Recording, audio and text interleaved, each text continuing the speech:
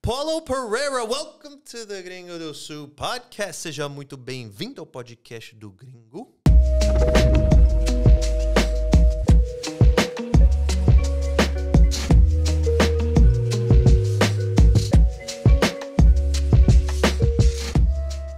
Thank you, my friend. Welcome, my friend. Como é que você está sentindo aqui, Paulo, nesse território americano, onde hoje você vai compartilhar grandes testemunhos, histórias para inspirar pessoas, tenho certeza, né? O mestre da oratória, advogado, civil, criminal. Tô bem. Tô um pouquinho curioso com tudo que tem para acontecer. Primeira vez que eu me vejo em solo semi-americano. Mas parabéns pela estrutura, pela recepção, um ambiente muito agradável. O cafezinho aqui, sim, né? Que nunca falta, tá? Já provei, diferenciado, né? Cheers, my friend. Diferenciado. Obrigado. E você já tá ligado, né, Paulo, que após a sua sobrevivência desse podcast do Gringo, você vai receber seu selo do Gringo, que na verdade é o Green Gold Card. Não é Green Card, tá? Green Gold Card. Não te dá acesso ao território oficial dos Estados Unidos, somente a esse território semi-americano, como você diz aí. Então mas você precisa primeiro sobreviver aqui a essa aventura, tá? Opa. Mas eu tenho certeza que vai ser um bate-papo excelente, porque nós já estamos caminhando um tempo junto aí, né? E eu sei que você tem histórias incríveis. Só que eu acho que hoje nós vamos aprofundar um pouco. Dá para ir profundo hoje?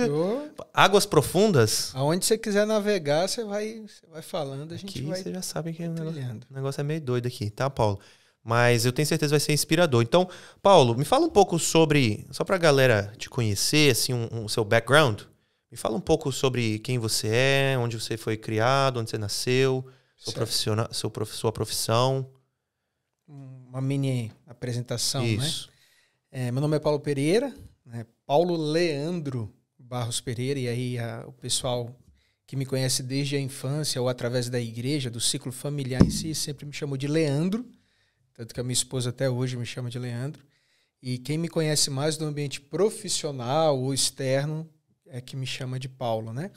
Mas eu acabei de fazer 35 anos nesse mês de janeiro. Sou o pai da Alice Samay e do Miguel. A Alice tem 6 aninhos, o Miguel tem 3. Casado com a Taia, vamos para o 10º ano de casamento.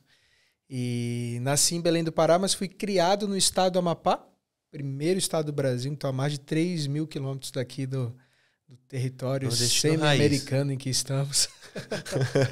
Você estava muito mais próximo dos Estados Unidos, né? Antes de vir aqui para Maringá. Tava mais perto.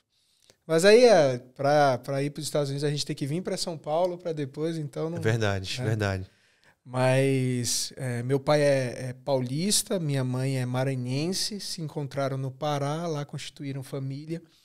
E eu sou o segundo de uma família de 5 filhos, né? 5 irmãos. E, enfim, é basicamente isso. Sou advogado, sou professor universitário, da faculdade, da universidade, já tem um tempinho que eu estou fora.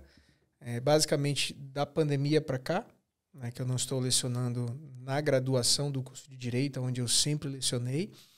E a advocacia também deu uma guinada bem interessante, que dá para a gente ir conversando aí a respeito. Então, você já trabalhava há quanto tempo no Nordeste como advogado? Você tinha o seu próprio escritório? A minha relação com a advocacia ela é desde a adolescência, porque eu sempre servi o meu pai, né? Eu comecei fazendo cafezinho, depois atendendo cliente, depois fazendo pequenas petições. Ingressei no curso de Direito, aí estagiando para ele, acompanhando nas audiências e tudo mais, até que eu me formei em 2011, me tornei advogado e de lá para cá eu venho advogando. Tá. Então hoje você tem seu escritório próprio? Sim, hoje eu ainda faço parte da equipe do Dr. Maurício Pereira, que é o meu pai lá no Amapá, né? Okay. Sou o braço direito dele em algumas causas criminais, mas tenho um escritório próprio, junto com uma sócia, que é a doutora Ana, aqui no Paraná, em Maringá, que hoje conta com 7 advogados colaboradores. Entendi. Eu estou acompanhando já um pouco sua evolução, né? Desde que chegou em Maringá. E pelo que eu tenho observado, sua vida realmente foi bem transformada aqui em Maringá, né? Foi. Então acho que a gente pode falar um pouco sobre sua profissão, histórias inspiradoras suas com Deus, né? Com a comunidade aqui. E também as causas que você defende, né? Que Sim. hoje eu acho que vai ter muita gente que vai querer ouvir o que você tem para dizer sobre isso. Sim. Então, Paulo, na verdade, o dia que eu falei, cara, eu vou convidar esse cara pro podcast, sabe quando foi? Foi uma postagem que você fez sobre a sua adolescência.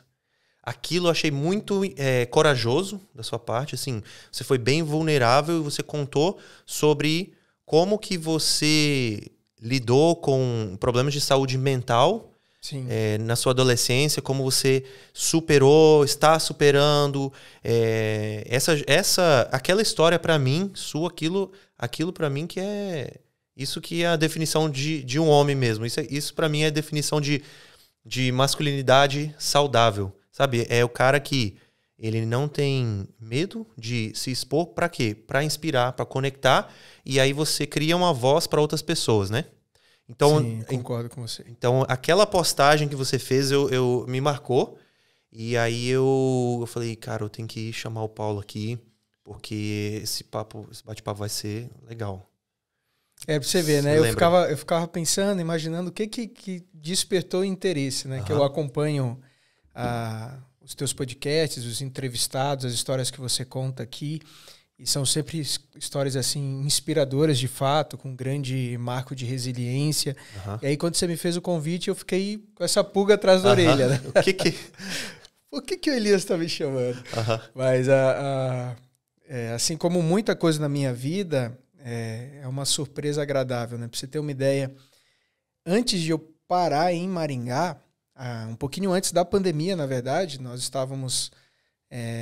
talvez 15 dias antes da pandemia, 20 dias, e eu fui frequentar uma igreja, fui como visitante em uma igreja, uma comunidade evangélica, assisti todo o culto do lado da minha esposa, eu acho que a Alice devia estar na sala das crianças e o Miguel não tinha nem nascido ainda. E aí assistimos todo o culto muito bom, uma igreja assim com a pegada do Bola de Neve, que é a igreja que a gente faz parte hoje, e que é a Hesed, né, lá no Amapá. E no final do culto, o pastor já estava dando a bênção apostólica para um lado. A gente estava para cá, ele estava dando a bênção apostólica para lá. E aí ele parou assim, que Deus os acompanhe, que a semana seja abençoada. E aí ele parou. E aí ele virou para mim e para minha esposa, estendeu as mãos e falou: a bússola naturalmente aponta para o norte, mas sou eu que te guio os passos, diz o Senhor. Quando eu lembro disso, eu me arrepio dos pés à cabeça, aqui nesse exato momento. Que nem aconteceu naquele dia. E ele falou isso e eu olhei para ela e ela me olhou e a gente sem entender muito bem se ele falava do ponto de vista geográfico ou algo mais, né, não tão literal. E eu gravei essa frase, captei aquilo. E assim, estava tudo determinado para que eu permanecesse no Amapá, porque eu estava muito bem na faculdade em que eu lecionava, a segunda maior faculdade, instituição de direito ali do estado do Amapá. E o nosso escritório profissional estava mudando para sede própria. Meu pai já tinha me chamado e falado: agora eu preciso que você se dedique mais ainda, você vai ser meu braço direito. Então estava tudo muito bem encaminhado para no Amapá eu consolidar o meu nome. E aí veio a pandemia, mudou tudo. Fui demitido da faculdade, né, eu e mais 30 e poucos professores. Logo em seguida o Miguel nasceu no meio da pandemia, mas naquela situação de estresse, de gente com Covid do lado, enfim, a gente sem saber direito o que ia acontecer. Em seguida saiu o diagnóstico de autismo da Alice. Com quantos anos? Ela tinha de 2 para 3 anos. Ela não tinha feito 3 anos. Pode diagnosticar cedo assim. Hoje, a partir dos 6 meses, eles já conseguem fazer a leitura dos sinais, né? Já fazem uma investigação precoce. Então saiu o diagnóstico da Alice, eu lembro que a gente ficou conturbado. Para você ter uma ideia, eu não vou lembrar com exatidão, mas cerca de 90% dos casais se separam quando tem um diagnóstico de doença grave nos filhos. 90% se separam, divorciam. Se divorciam. Não, dentro de tem um período? Não, vamos dizer assim, dentro de 1 ano, 5 anos. Não, eu não sei te eventualmente precisar, mas separam. Quando tem a notícia de um diagnóstico de transtorno, de doença, de deficiência nos filhos, a maioria dos casais se separa. Eu não, como eu não tenho essa experiência, eu não tenho essa vivência aí, Para mim, eu tenho uma pergunta, assim, o que isso me gera uma curiosidade para mim, porque essa separação vai gerar mais dificuldade ainda, não é? Sim, mas é porque nenhum dos dois sabe gerenciar aquela crise, né? E talvez eventualmente culpe um ao outro. Aí gera o desgaste no relacionamento, aí não consegue se relacionar mais. Isso. É uma dificuldade de lidar com o luto de receber o diagnóstico, né? E eu e a Thaia, nós entramos num conflito, assim, de eu desesperado querendo viabilizar meios de proceder ao tratamento da Alice o mais rápido possível, porque quando você descobre o diagnóstico nessa primeira fase da infância, é uma janela de idade que tudo que você fizer vai impactar a vida adulta da criança, né? Então eu estava nessa correria. E ao mesmo tempo com limitações financeiras e ela com cobranças naturais de mãe, de quem quer o melhor para os seus filhos, com um bebezinho de colo também.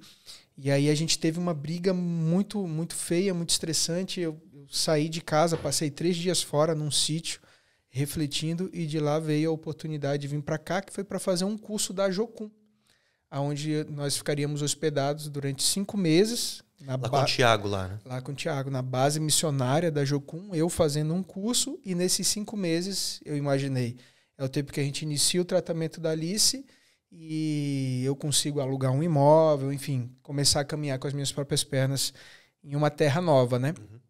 Mas tudo isso aconteceu e eu nem lembrava da palavra que o pastor tinha dado lá atrás.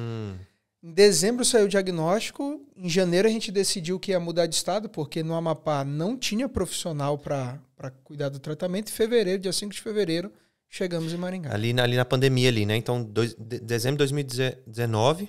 Dezembro de 2020. Ah, tá. Em março de 2020 fechou tudo no Brasil, começou o lockdown. Aí em dezembro daquele ano foi o diagnóstico. Saiu o diagnóstico. Janeiro. Em janeiro vendemos casa, carro, salvamos o que pudemos e dia 5 de fevereiro desembarcamos aqui em Maringá. Pra cá. E aí você mudou pra cá e até então você não tinha lembrado, não estava nem pensando sobre aquela palavra. Eu acho que quando a gente chegou aqui, que um pouquinho, né, depois de respirar, que a gente se deu conta de que tinha acontecido tudo que ele tinha falado. Então, naquela palavra profética que você recebeu ali, ele não falou que estaria apontando para o sul a bússola, né? Mas deu para entender. Sim. Normalmente aponta para o norte, ou seja, vai ser ao contrário. Naturalmente aponta para o norte, mas sou eu que te direciono os passos. Então não conte com o norte. Eu tenho algo novo para você, né? Seria mais ou menos isso. E aí você veio totalmente para o sul aqui do Brasil. Sim. Tá, e aí você mudou ali para a base, você e a família inteira, né? Mudaram para a base da Jocum. Para quem não sabe, né? A Jocum na verdade, é um ministério americano, né? Que se espalhou pelo mundo inteiro. Sim, muito forte. Ministério de missionários. Com um quantitativo gigantesco de missionários, eles preparam jovens para as missões, né? Nas diversas áreas de influência que existem, inclusive nessa área digital que você manja de comunicação e tudo. Tem muita gente bem preparada. E estão espalhados aí na grande maioria dos países. E você veio aqui com a família, ficou morando ali 5 meses total. Eu acabei ficando 7 meses. A preparação era para 5 meses. Quando completou os 5 meses, eu ainda não estava bem assim, financeiramente, não tinha conseguido um cliente aqui em Maringá, porque eu dividi o meu tempo entre os estudos, é um internato missionário, né? Então tem de manhã, de tarde, de noite você está estudando ali. Eu dividia entre a advocacia e os estudos lá da Jocum. E aí não consegui ainda me prospectar. Então demorou mais uns 2 meses, 3 meses ali na base. Quando a gente estava com uns 7 meses ali, indo para o 8º mês, é que a gente saiu da base, alugou um imóvel, coincidiu de nesse período também a gente começar a frequentar o Bola de Neve devido ao trabalho de inclusão que eles têm. Nós íamos nas igrejas aqui e não conseguíamos ficar até o final do culto porque ninguém sabia lidar com as crises da Alice. E lá, devido à preparação que eles têm para lidar com crianças atípicas, né? A gente chegou e no dia que a gente chegou, a gente já conseguiu curtir o culto até o final e achamos estranho.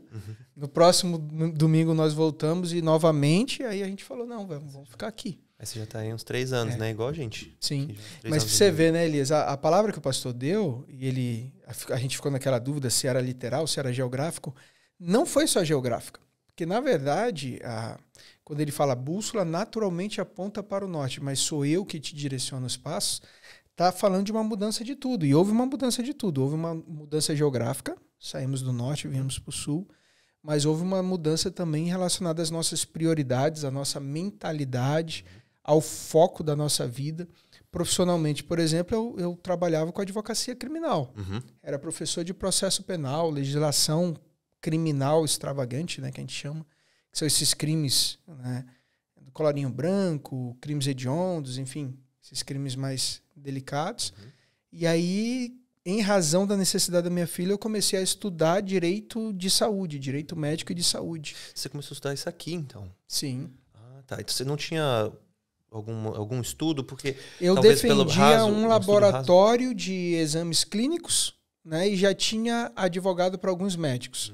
Mas não era especialista da área e assim, meio que patinava nos assuntos. Não era... Então, oficialmente, hoje, essas são suas duas áreas de atuação, né? Hoje eu meio que inverti os polos, né? Eu tinha 90% das minhas causas eram criminais. Okay. E os outros 10% eram de outras áreas. Hoje, 90% é de direito de saúde e o restante são de outras áreas. Isso está muito mais relacionado ao seu chamado, né?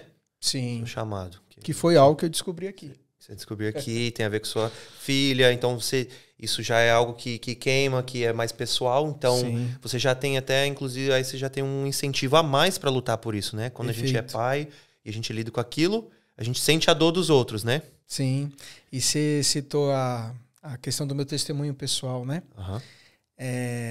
De fato, eu desde a adolescência, desde os meus 13, 14 anos, eu lido com a depressão. É uma instabilidade química do meu cérebro que de tempos em tempos me leva a ter o humor deprimido. Então eu faço uso de estabilizantes, eu preciso regular muito bem o meu sono, eu não posso brincar muito com instabilidades, né? Eu preciso levar uma vida um tanto quanto estável para que eu não tenha essa variação para o humor deprimido, para a depressão, né? E é uma questão química, que às vezes não precisa de uma motivação gigantesca. Pra você ter uma ideia, tem pessoas que entram no quadro de depressão quando tem essa mesma dificuldade que eu, em razão da mudança climática. Uau. Entrou o período de chuva, o cara se deprime. Né? Então eu preciso cuidar muito bem disso e desde a adolescência eu cuido disso. Só que o fato de eu passar por isso, né, e ter na minha família casos que envolvem epilepsia, esquizofrenia, assim, na minha árvore genealógica, né? Bipolaridade, nada disso me levou para esse lado da saúde, do direito da saúde. Foi quando tocou na minha filha. Né? Tocou em mim e não me despertou para isso, mas quando foi com a minha filha, aí mudou tudo. Eu não esqueço do dia que eu estava na primeira consulta com a psicóloga, que é dona da clínica onde a minha filha até hoje é tratada. Ela sentou no chão conosco, assim, era uma sala sensorial, ela sentou nos puffzinhos no chão. E ela olhou para mim, eu estava com o olho cheio de lágrimas me segurando, e ela falou: Paulo, você precisa entender que você não escolheu essa causa que te escolheu. Quando ela falou isso, mais uma vez eu me arrepiei dos pés à cabeça. Deixar isso ecoar um pouquinho, né? Caramba. Forte, né? Você Forte não escolheu demais, essa cara. causa, essa causa Arrepiou que te tudo escolheu. aqui. Até ela tá arrepiando ali, cara. Cara, eu fui pra casa e eu não consegui dormir. Eu ficava com essa frase repetindo na minha cabeça. No outro dia, eu decidi. A partir de hoje, eu vou trabalhar com direito de saúde. Me matriculei numa pós-graduação, numa especialização, comprei livros e comecei... Você lê, só um parênteses aqui. Quantos livros que você lê por dia, por semana ou por mês? Esse ano eu tô fraco, eu tô mais nos audiobooks. Né? O que é fraco, então? Vamos comparar com aqui o... Eu tenho a meta de ler um livro por semana. Essa é a minha meta, né? Mas eu acho que no mês eu consigo ler uns 3, 4 livros, assim, acaba atrapalhando um pouquinho. Só que eu intercalo isso com audiobooks. Por exemplo, quando eu vou para academia, ao invés de escutar música, eu escuto audiobooks, né? E assim eu vou, né? Os livros que eu gosto mais, eu acabo comprando, leio muito em PDF também, mas os que eu gosto mais acabo comprando, deixo na minha biblioteca, grifo, e sempre quando inicio os anos, eu releio o que foi grifado nos livros. Isso aí é um dom mesmo, cara. Você tem uma capacidade de processar informação que é fora do normal mesmo. Mas nem sempre foi assim, tá? Você tem uma ideia, eu me considerava um analfabeto funcional. Até que isso foi muito importante para eu saber lidar com os meus alunos, né? Analfabeto funcional é aquele cara que ele lê, ele escuta a aula, mas ele não entende. Ele lê, tenta interpretar, mas tem uma dificuldade de fazer essa conversão, essa interpretação. Eu era assim, eu lia e não entendia. E como que isso mudou? O que destravou? Assim? Cara, tem uma frase que os coaches usam aí, né? Que é treine até se tornar. Eu acho que foi isso. Foi treinando. Essa eu vou pegar pra mim, hein? Tô precisando muito, que eu sou bem parecido com ele nessa área. Né? Você eu não era gostava de dessa ler, área. cara. Eu lia 2 páginas e me dava sono. Né? Então era um negócio assim que era... É insistir, né? E foi o que aconteceu. Eu tinha uma professora que infelizmente faleceu, mas um dia ela chegou para mim e me deu a cópia de um livro que ela tinha de direito administrativo, entregou nas minhas mãos e ela falou: Paulo, eu vejo em você um potencial muito bom para ser um professor. Aí eu, caramba, eu queria ser professor, mas não sabia nem que eu tinha dom, qualidades para isso. E quando ela falou aquilo também, isso assim, entrou na minha cabeça de uma forma. E eu comecei a me dedicar no curso de Direito, não para me formar e me tornar advogado, mas para ser professor. Então, o nível de dedicação era muito, muito superior, né? E me formei como um dos melhores da turma e tudo. Eu acho que a partir daí que as coisas começaram a acontecer. Então, é isso que eu amo do podcast, cara, porque a gente já tá caminhando juntos aí, já faz uns quase 3 anos, né? 2 anos, vamos dizer, 2 anos. E pra mim esse podcast, esse tapete aqui, ele congela o tempo. Eu gosto de brincar assim, porque ele elimina todas as distrações. Então aqui nem eu ou você vão tirar o celular, ficar mexendo aqui. Então ele para o tempo e a gente consegue ter conversa aqui que a gente talvez nunca teria, né? Sim. Então eu amo isso, né? Do podcast. Hein, Alan? Quantas histórias que a gente já ouviu aqui nessa... Caramba, se for contar nos dedos, eu não consigo nem lembrar. Porque... Quantos momentos de arrepio? Rapaz, acho que por podcast umas 10. Não, eu acho interessante que a gente consegue ver a surpresa de vocês, né? Sua surpresa, por exemplo, entrevistando, quando a gente está assistindo o podcast também. O quê? Como assim? Eu assisti, por exemplo, o podcast que você gravou com o Vinícius Longini. Eu lembro que você comentou sobre. O que você achou? Para mim, tranquilo, ele vai falar da profissão dele e tal, né? Ele começou a contar do sucesso profissional que ele tem hoje e tudo. Mas aí você foi instigando ele a contar de onde veio isso, né? Como surgiu e o que aconteceu. E aí ele foi revelar e naquele momento ali ele contou uma coisa que eu não imaginava do histórico dele, da história. Eu acho que você também não, porque você demonstrou uma surpresa, assim, né? Qual momento? Por exemplo, ele contou que ele precisou perder uma filha. Sim, tá. Né? E passou por esse luto e de que as coisas começaram a acontecer assim na vida dele de uma forma sobrenatural, de fato, a ponto de um dia, acho que a secretária ligar para ele e falar que tinha uma fila de pessoas esperando para serem atendidos. E ele não sabia. De noite para o dia, teve uma fila para ser atendido por ele. Ele fez uma propaganda. Então, o de repente, tem um ditado, né? O de repente demora muito tempo para acontecer, né? Então, tem uma trajetória aí para o de repente surgir. E todos nós acho que esperamos esse de repente, dependendo da área das nossas vidas, né? Então, vamos falar mais sobre o seu de repente aqui, né? Você estava ali... você fez toda essa mudança de carreira, né? Inverteu totalmente ali seu tipo de trabalho. Sim. A causa te escolheu. E aí, começou a vir novos clientes. Sim, pra você ter uma ideia... Aconteceu algo assim. Depois que eu decidi que eu ia advogar com direito de saúde... Eu comecei vendo algumas causas próprias, né, direito da Alice e tudo. E aí aconteceu de uma clínica, da clínica onde a minha filha era atendida, receber a notícia de que um plano de saúde simplesmente estava tirando todos os pacientes dali e levando para outro lugar. Até aí tudo bem, normal. Os planos de saúde fazem isso. Só que quando a gente fala de criança autista, o autista é uma pessoa que ela tem dificuldade com interação social, então para conhecer outras pessoas, e com rotinas, com ambientação, né? Então você tirar uma pessoa autista de um lugar e de repente levar para outro é um trauma gigantesco, que traz um retrocesso no tratamento. Então os pais começaram a se desesperar. Eu era um desses pais. E uma mãe, né, se viu em crise. E ela não tinha condições para contratar advogado. Os pais começaram a cada um contratar os seus advogados. Ninguém nem sabia que eu era advogado até então ali. E aí eu vi a situação daquela mãe, ela chorando, dizendo que não tinha condições. Eu falei, não, eu vou cuidar da tua causa. E eu nunca tinha feito. Mas aí eu parei, estudei, vi como é que era e tal. Dei entrada na ação com um pedido liminar, que a gente chama, que é um julgamento urgente que o juiz faz. E aí, com 2, 3 dias, saiu a liminar para a criança permanecer na clínica. Aí eu fiquei feliz, peguei aquela decisão, mostrei para a mãe jogou no grupo de pais do IDEA, da clínica. Eu acho que eu lembro um dia na nossa célula. Que eu compartilhei, Você compartilhando algo assim. E aí, depois que ela jogou no grupo de pais, os outros pais começaram a me procurar. E aí, passado 2 semanas, a clínica me procurou. Falou, Paulo, a gente está com um problema assim, com um plano de saúde X, você atua nessa área e tal? Eu falei, atuo? Uhum.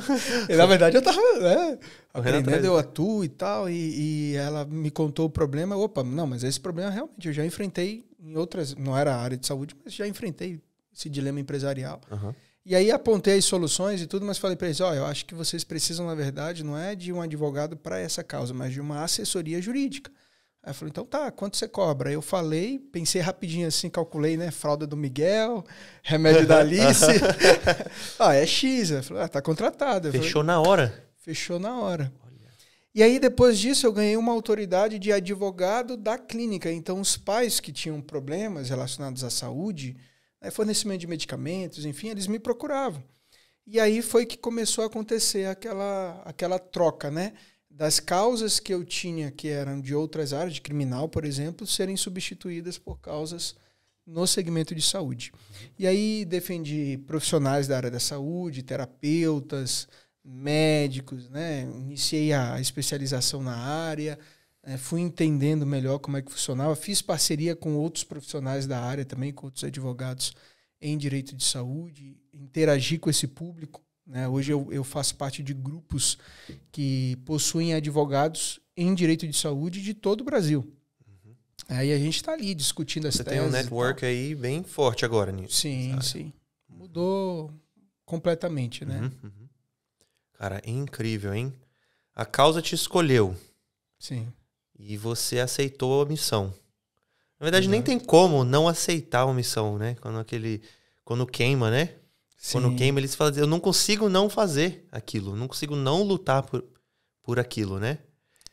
Acho que você percebe, né? Quando você cai como se fosse uma luva, né? Você percebe que você nasceu para aquilo, que você foi preparado para aquilo. Aí se eu parar para pensar hoje, todo o meu histórico de contato com a neurodivergência, né? O transtorno, a dificuldade que eu tive, né? E cuidando de um parente ou outro que também passasse por uma dificuldade assim, depois do diagnóstico da minha filha, né? Tudo isso me preparou para que hoje eu pudesse ser uma voz em meio a esse povo. Sim. Uma conexão que eu consigo fazer é quando eu mudei para o Brasil. É uma pergunta que ficaram toda semana. Teve um ponto que era toda semana alguém me perguntava por que você mudou para o Brasil. O Brasil me escolheu. Entendeu? Então, todo mundo querendo ir para lá e você vindo para cá. Mas o Brasil me escolheu, me chamou de volta e eu tenho uma missão aqui. Então, é a forma que eu consigo me identificar nessa situação aí, né? Então, qual que é a sua visão agora para o futuro, assim, para essa área, para a cidade? A gente ficou brincando aqui, eu tô vendo esse blazer diplomata aqui, parecendo um que acabou de sair ali da limusine ali, junto com um governador, presidente americano. E, Paulo, qual que é a sua visão para o futuro, então, dessa missão, dessa causa? Então, a gente tem uma visão que é familiar, né? Tanto minha quanto da Taia. A gente entende, de fato, que nós fomos chamados como porta-vozes desse povo, né? E que nós fomos preparados ao longo da vida para isso. E nesse trabalho de ser porta-voz desse povo, de brigar pelo direito desse povo e trazer soluções para esse povo, a gente entende também que tem alguma coisa para a gente lá fora. A gente não sabe ao certo o que é, mas a gente entende que em algum momento a gente vai ter uma experiência transcultural, morar em um outro lugar, né? Talvez Estados Unidos, Canadá, que são polos, né, de novidades tecnológicas, inclusive voltadas para esse público neurodivergente. Mas quem sabe também exercer uma representatividade do Brasil lá fora. A gente não sabe. Você tem uma ideia, outro dia eu sonhei como se eu estivesse naquele lugar onde a ONU se reúne, falando, né, em nome do Brasil, algo relacionado a isso, à saúde. Então, assim, a gente tem sonhos, anseios, né, aspirações que A gente não sabe até onde a gente vai, mas a gente sabe que Deus tem grandes coisas para nós. Quando você estiver lá na ONU com esse blazer aí, você lembra de mim? Lembra desse dia aqui de podcast, Eu vou mostrar meu gringo card para eles. Mostra o gringo card. Cara, que legal, hein? Que legal ouvir essas questões aí dos sonhos, né? Porque às vezes é o instinto, né? A gente, como cristãos, a gente chama de discernimento ou impressão ou algo profético que a gente tem que faz parte daquela bússola, né? Sim. Que vai guiando e norteando a gente, né? Então é Deus dentro de nós nos guiando e aí não dá para saber se isso vai ser no curto, meio prazo, longo prazo, né? Sim. Mas tendo isso em mente, você já consegue saber por onde caminhar, né? Paulo, eu tenho uma pergunta bem importante, mas primeiro vamos verificar com o nosso barista como que tá a segunda rodada de café ali? Bora. Já levaram a minha xícara daqui? Já levaram até. É pra fazer mais um café, então? Bora. Vamos fazer, Vai então. sair aí? Vai. Quanto tempo que a cafeína... Esse café é americano ou... Não, eu só tomo café brasileiro. É brasileiro. Primeiro que, na verdade, os Estados Unidos nem produz, né? Café, importa tudo. E a gente tem esse costume aqui no Brasil, né? De exportar tudo de melhor para fora, né? E aí a gente tem aquele hábito ainda de tomar café ruim, né? Na nossa cultura. Sim. Aquele negócio cheio de... Você viu a regra aqui Você entrando aqui, você viu. Regra número 7, né? Não existe café com açúcar. Só sem, eu concordo. Até porque se o café é bom, não tem sentido colocar açúcar nele. Já vai sair já. É mais saudável, vocês aí.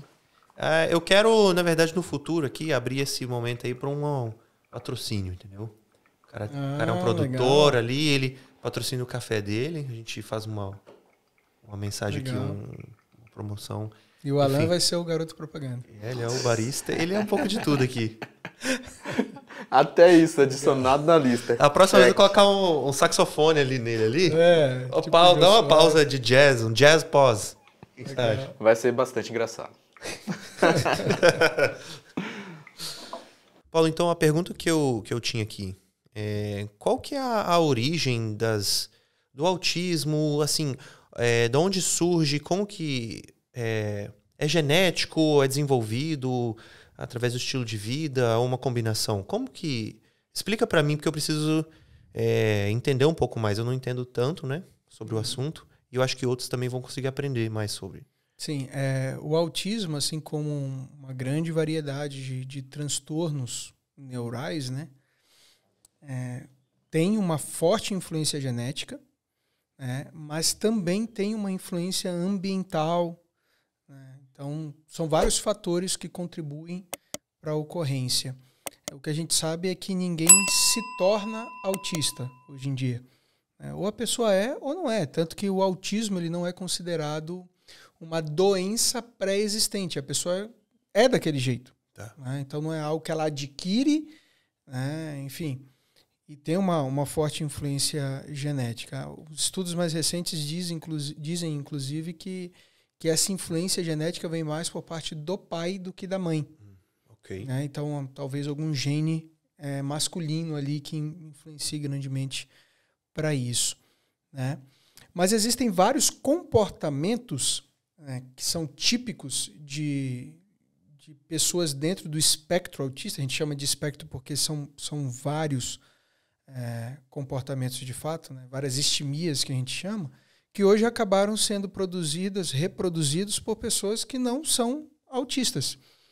E aí sim, nesse caso, é em razão de hábitos danosos. Por exemplo, quando você vê uma criança que ela não interage com outras pessoas, às vezes não é porque ela é autista, é porque ela, desde criança, ao invés de brincar com o coleguinha e tudo, ela foi criada na tela, então ela desenvolveu aquele hábito de só interagir, só brincar de forma passiva, né? Só interagir com a tela, enfim. E a alimentação também deve ter uma grande influência. Hoje a gente tem, por exemplo, casos de pessoas dentro do espectro, né, que ao mudarem a alimentação, eram não verbais e ao mudarem a alimentação passaram a ser verbais. Então há quem considere, médicos, né, neuropediatras e tudo, que considere que há uma carga de inflamatória né, na pessoa autista, onde alguns alimentos acabam se tornando veneno, leite, glúten, né? Então eles sempre recomendam que a gente baixe ao máximo ou até extingua esses alimentos, né, da grade ali alimentar da criança autista, né? Ou seja, existe esperança. Então, né, quando a pessoa entra naquele desespero, liga ali pro... Em inglês a gente chama o hotline, né? O número ali que vocês têm de emergência, vocês já estão treinados para isso e você consegue guiar e tem imagina um processo de eliminação. Tá? Olha, você já testou isso? Testou aquilo? Tem esse caminho, tem esse tratamento, né? Então, existe esperança, né? Para qualquer caso. Sim, sim. Acho que o importante é não rotular, né? Não achar que alguém se torna autista pelo que come ou pelo que vê, se passa muito tempo na tela ou não. Não é isso. Como eu falei, autismo não é algo que se adquire, né? Assim como outros transtornos. Ou você ou você não é, ou você tem ou você não tem. Né? Não é algo que se cura também. Você aprende a lidar com isso, né? E você vai fazendo as adaptações, né? E o que nós fazemos é compartilhar as nossas experiências. Eu não sou, por exemplo, psicólogo para dar a melhor orientação para alguém que ligue desesperado num caso desse, mas eu já enfrentei inúmeras crises da minha filha. Minha filha, antes, quando ela entrava em crise, ela se jogava de joelho no chão, né, para se autoagredir, para se machucar. Né? E eu, naquele desespero, tentando ver o que eu fazia para que ela parasse. Tudo. Então, a gente tem um pouquinho de trato com a coisa, né? E a gente tem... esse fino, assim, esse feeling para chegar, como você falou, e dizer, você já tentou isso, já tentou aquilo, ou você já procurou o profissional tal, porque de repente é o profissional que resolveu a minha dor, o meu problema, né? Então isso a gente consegue fazer muito bem. Que eu já tive muitos momentos da minha filhinha, ela, vamos dizer, cair, se machucar sem querer, e já doeu, e dói o coração, né? Não consigo nem imaginar o que é essa situação, né? Dela se jogar, né? Sim. Então, não dá para imaginar, assim, o que ela tá passando ali, né? Imagina, como que você lida, como que você se fortalece, né? Para esses momentos e lida com isso, assim. Eu não consigo imaginar. Aí vamos voltar naquela frase lá, treine até se tornar. Acho que a gente vai, né, com o dia a dia, a gente vai aprendendo a lidar com essas situações. E a pessoa dentro do espectro autista, e a gente está citando o autismo aqui, mas poderia ser outro transtorno, ela também vai aprendendo a lidar, ela também vai percebendo que ela reage de um modo diferente, né? Ela vai aprendendo a evitar certos ambientes. A Alice só tem 6 aninhos. Mas quando a gente vai no shopping hoje, ela já sabe qual é o brinquedo que ela quer ir. Ela não vai mais naquele ambiente onde tem vários jogos, várias luzes, vários sons, porque ela sabe que ali ela vai se desestabilizar. Ela vai direto onde tem pipoca, que é o que ela gosta de comer, e depois vai naqueles playgrounds de subir e descer, que é outra coisa que ela gosta de fazer. Então a pessoa também vai aprendendo a lidar com essas questões. Eu tive que aprender a lidar com a minha questão, né? Que é a parte da depressão. Então, quando eu percebo que o meu sono está começando a desregular, né, que eu já não estou tão motivado, eu preciso me forçar a fazer atividade física, porque isso traz para a química do cérebro algo diferenciado. Cara, né? Enfim. Tá cuidando da gente aqui. Obrigado, Alan. Opa, esse está quentinho, hein? Esse está top. Cheers. Valeu. Então, isso vai acontecendo com a gente. Ô, Paulo, a gente pode entrar um pouco no lado espiritual? Vamos? Das coisas? Tá tudo conectado. Porque eu gosto de cada vez mais profundo, né? É tudo conectado. Porque, assim, vamos pensar, né? Isso é a sua causa, seu campo missionário. Você está ajudando as pessoas, mas você pode trazer as pessoas também para Deus, né? Você pode, através de tudo isso ali, tudo isso evangelizar, né? E, na verdade, tem 2 coisas, assim, da sua história ali que me impactou e me incentivou a te convidar, né? Então, um foi aquele testemunho que você deu, aquela postagem que você falou, né? Sobre sua adolescência, sobre como que você lidou, né? Na sua infância com alguns problemas. Então, aquilo foi muito legal. Na verdade, só um parênteses aqui, eu encorajo você continuar usando essa história, essa perspectiva, assim, sabe? Porque às vezes, quando a gente é vulnerável, em inglês tem um ditado, eu li uma vez num livro, esqueci o nome do livro, mas chama-se Vulnerability Hangover. Hangover é ressaca. Vulnerability é vulnerabilidade. Então, ressaca da vulnerabilidade. Ou seja, assim, quando a gente se expõe, é possível no próximo dia, em algum próximo momento, a gente ficar assim, ai, nossa, mas eu me coloquei lá, ai, eu me expus, ai. Sabe, aquele negócio foi tanta informação tão íntima, né? Mas se a gente pratica, treina, isso vai reduzindo. Então, teve uma época da minha vida que eu coloquei isso em prática bastante para eu ser curado de certas questões emocionais. E hoje eu consigo... O que eu descobri com isso? Eu descobri que eu consigo entrar em assuntos profundos, delicados, cutucar feridas sem me cansar. E eu vejo que nem todo mundo é assim. Quando a gente começa a entrar em assuntos com alguém que não tem essa prática, ela se afasta ali, se retrai, né? Talvez ali... Desvia o foco. Desvia, muda de assunto. Então... eu percebi que essa prática da vulnerabilidade pode ser que... Qual que é o risco disso? O único risco é que alguém vai te zoar. Vai rir da sua cara.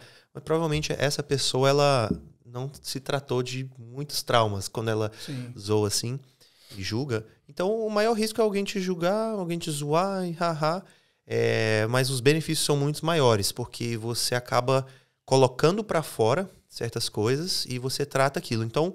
Eu gostei muito disso, encorajo você a continuar, porque é assim que você vai... como é que é aquele ditado? Você pode inspirar as pessoas através da sua força, mas você conecta com as pessoas através da sua dor. Eu não sei quem falou isso, mas eu nunca mais esqueci. Então, as nossas dores, nossas fraquezas, que vai gerar as conexões com as pessoas. Então, eu encorajo você a continuar. E aí, o segundo ponto ali que eu achei muito massa da sua história foi aqui em Maringá. Quando a gente, toda terça-feira, participando juntos da nossa célula, né? Célula, quem não conhece, célula é um pequeno grupo, né, de igreja, mas ali é onde a gente compartilha, ora um pelo outro, se fortalece, né? Testemunhos. E você já veio com uma bagagem do cristianismo, né? Uma bagagem boa, sólida ali, teologicamente já conhece muito, né?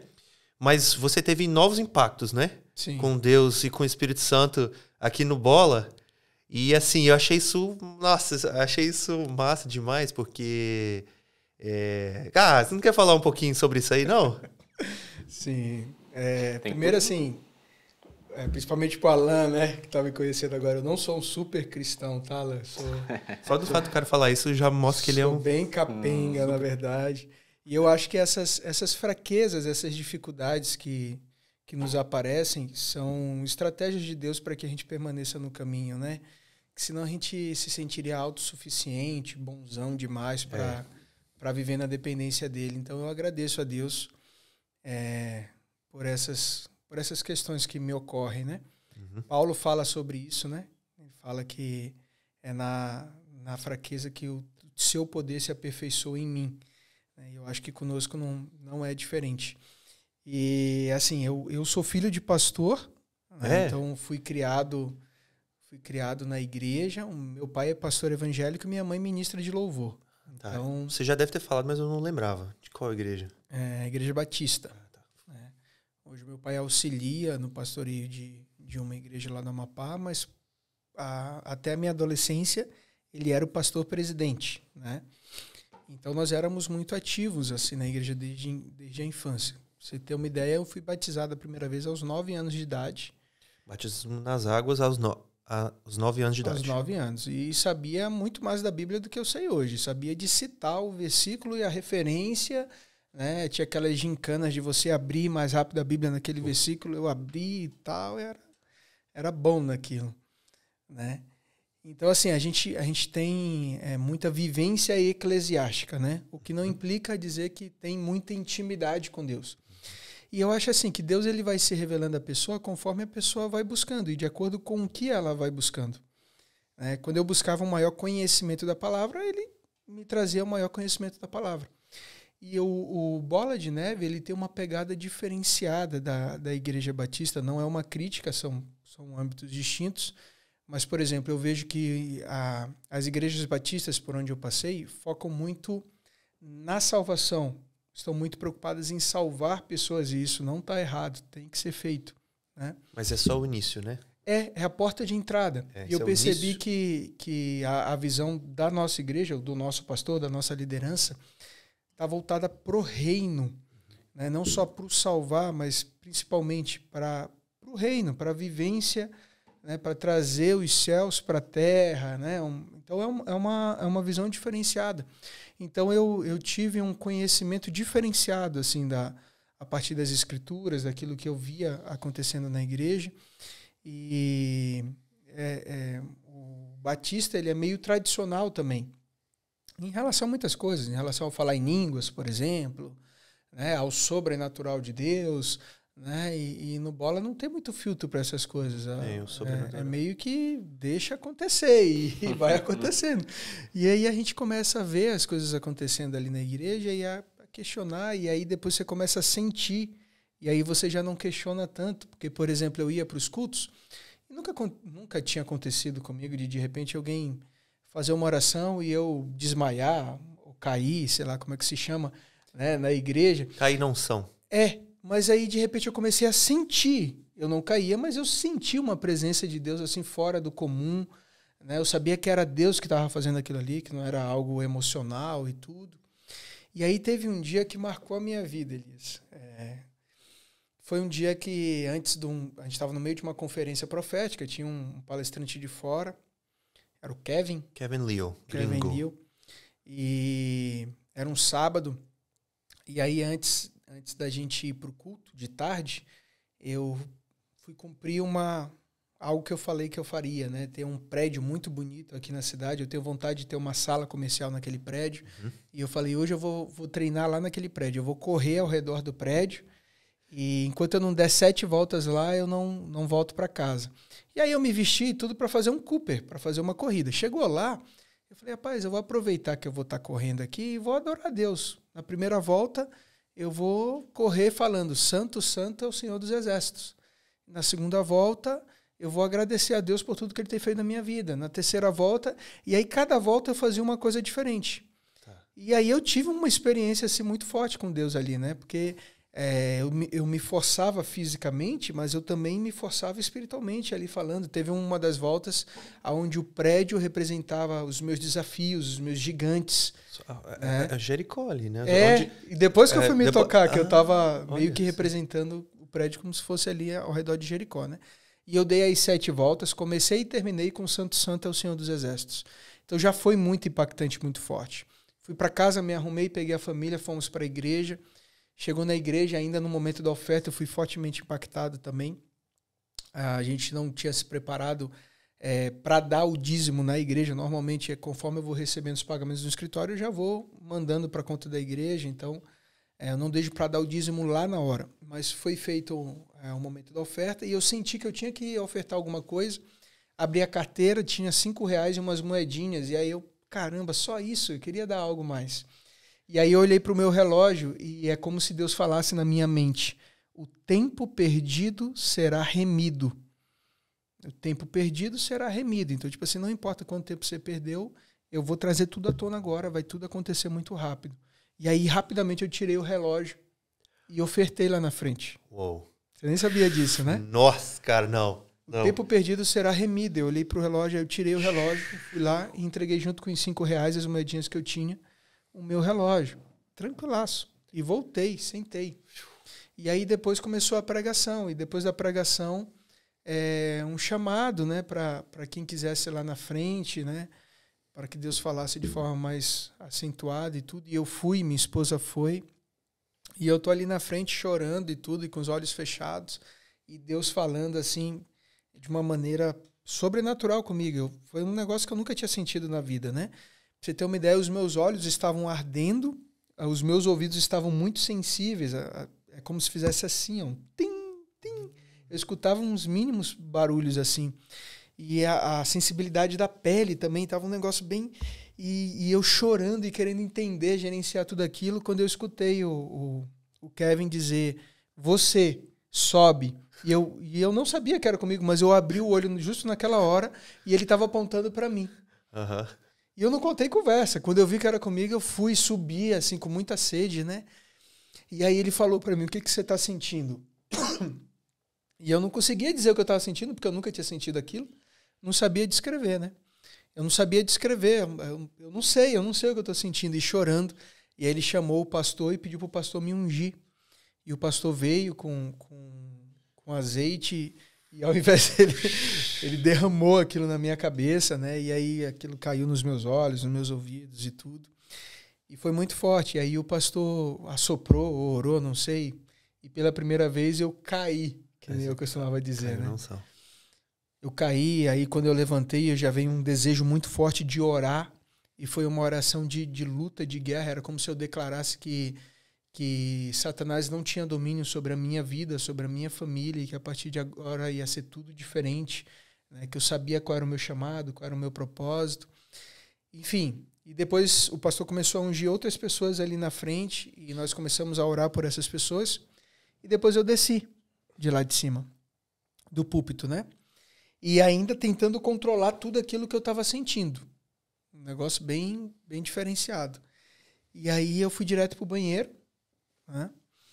E aí quando eu cheguei no banheiro, o banheiro estava vazio, que eu olhei no espelho, cara, eu olhei pro espelho e eu comecei a falar em línguas. Isso também nunca tinha acontecido comigo. Caramba. Eu tinha um entendimento do que eu estava falando, que eram declarações positivas, né? De que Deus venceu, né, de que Ele estava comigo, de que eu era separado e tudo mais. Só que quando eu falava, não saía em português, saía em uma linguagem... Foi no banheiro, né? Foi no banheiro. A primeira vez também que eu falei em línguas foi no banheiro também, lá nos Estados Unidos. E também foi depois de uma ministração. Eu passei uns 5 minutos dentro do banheiro e ninguém entrou no banheiro, uma igreja de 2.000 pessoas. Era um momento só meu... Foi no banheiro da igreja, tá? Só meu e de Deus ali. Ninguém entrou. Cara, incrível. Isso é incrível. Talvez tenha pessoas aqui que estão acompanhando, né? Nós falamos sobre dízimos de oferta, unção, cair na unção, tudo. Não tem como explicar tudo isso, né? Aqui nesse às vezes dá vontade, né? Mas não tem como, né? Explicar tudo isso. Mas assim, todas as experiências, né? Eu já tive essas experiências nos Estados Unidos, em igrejas americanas, em igrejas brasileiras. Tive experiências sobrenaturais assim, em viagens missionárias no Haiti, na África. Então, assim, não é uma coisa do bola. É uma coisa de um termo que tem em inglês, que chama assim, a Spirit-led Church. Uma igreja que é Spirit-led, liderado, espírito. Uma igreja liderada pelo Espírito. Para mim, assim, igrejas cristãs, evangélicas, tem 2 tipos, né? Não é uma crítica, é uma categoria, uma forma da gente categorizar. Tem igrejas... E às vezes a gente chama de avivado. Aqui eu acho que usa mais avivado, mas nos Estados Unidos chama Spirit-led. Então é uma igreja que ela é liderada pelo Espírito, guiada pelo Espírito Santo, e tem igrejas que não. Por exemplo, tem igrejas que ela prega salvação, prega teologia, e aí tem igrejas que pregam através do que o Espírito Santo de revelação. Então é isso que, para mim, não tem nada estranho disso, né? Eu sei que tem gente que se assusta com essas coisas, né? Ai, mas caiu. Ai, mas... por quê? Né? São questões que... assim, a pessoa ela vai ter que buscar, igual você falou ali. Porque Sim. A gente só vai... A palavra de Deus fala... Você vai buscar e me encontrar... Se me buscar com todo o coração, né? Então, o que Deus fala. Tem que ter uma preparação, né? Não é o de repente que a gente falou mais cedo, mas você vê... Ainda de tarde eu resolvi fazer de um momento de corrida um momento de adoração a Deus. Então, naquele momento, Deus já estava me preparando para o que ia acontecer mais tarde. Uhum. E se você pensar também, Paulo, é muito maior do que a gente imagina. Deus já estava te preparando lá com 9 anos de idade, né? Quando você estava aprendendo ali a palavra e aquelas gincanas, tudo aquilo ali o Espírito Santo já estava preparando, né? Não foi só aquela corrida, já vem um... Então, eu acho assim, quando a pessoa ela é tocada pelo Espírito Santo dessa forma, pela primeira vez... mas se ela tem já uma caminhada com Cristo, eu acho que tem coisa que já destrava muito mais rápido, né? Você já tinha um relacionamento com Cristo, o Espírito Santo já tocava a sua vida. Agora eu acho que só, eu chamo assim, os esteroides, né? É assim, o Espírito Santo ele é o capacitador ali, né? Então tudo que você já tinha de dons e tudo agora vai ser extra, né? E é interessante quando a gente traz Deus para a jogada, porque a gente tem certeza dos passos que devam ser dados, né? E a gente não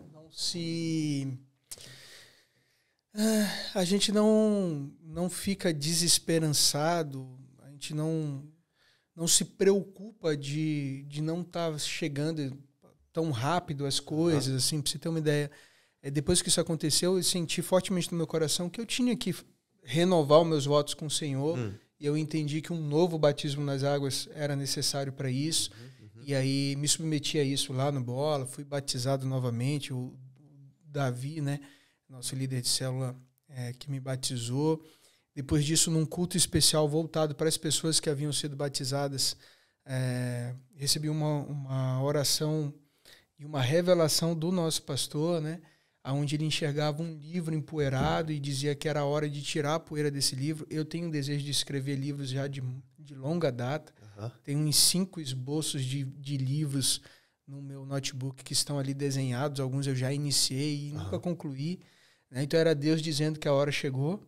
Né? E óbvio que tem a ver com um propósito, com um chamado. Então é um livro voltado para esse público neurodivergente, né?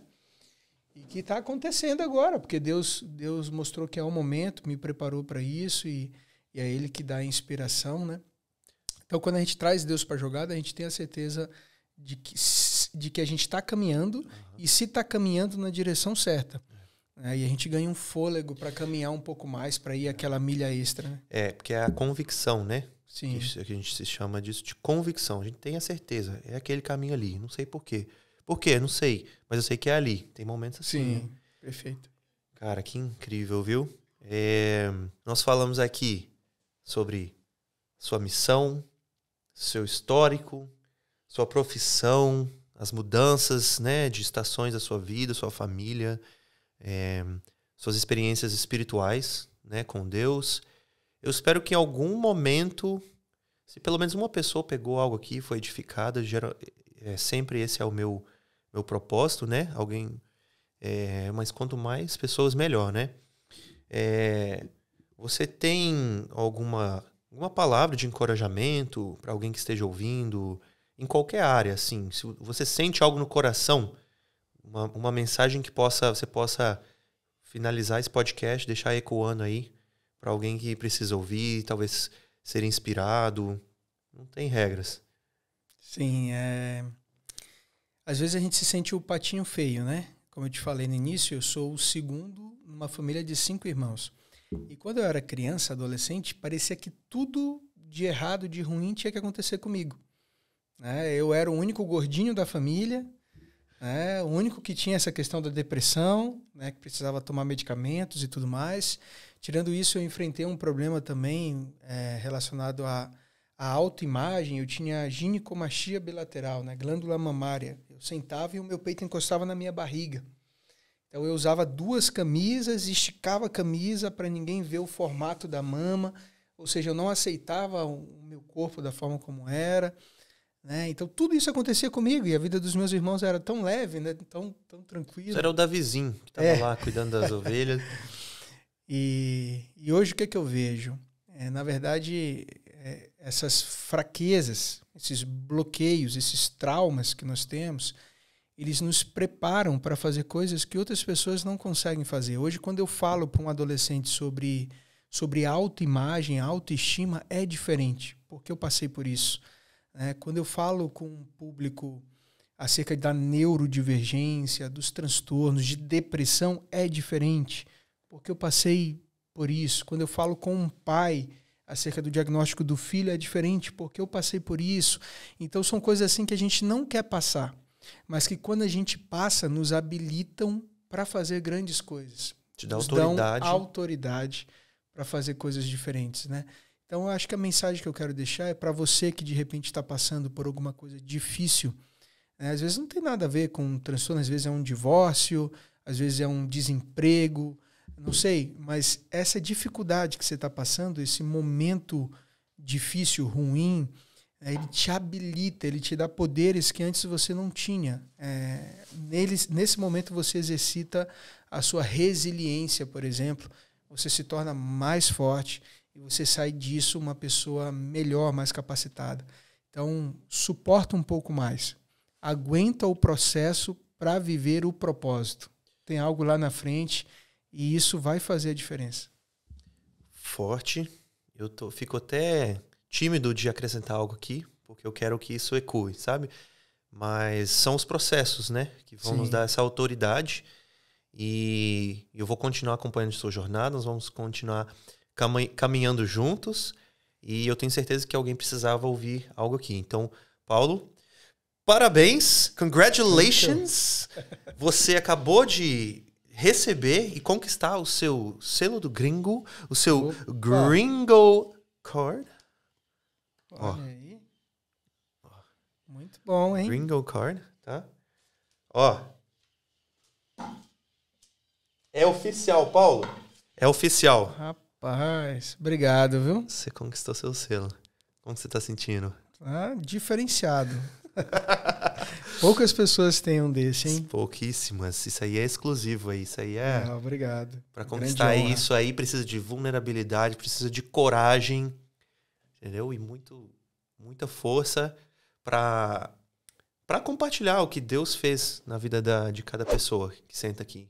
Então foi um privilégio e uma honra ter você sentado aqui, tá, Paulo? Comigo. E aprendi coisas novas sobre você hoje, que tenho certeza que vai me edificar. E vou lembrar dessas conversas aqui para momentos futuros aí que tenho certeza que eu vou precisar. Obrigado, bom, uma honra e privilégio também para a gente estar aqui. Parabéns pelo seu trabalho, pelo seu ministério, por garimpar joias raras e deixar isso disponível para a gente documentado no seu canal. Isso aí, cara. É muito bom poder assistir lá os seus podcasts. Obrigado. Até a próxima, tá, Paulo? Tamo junto.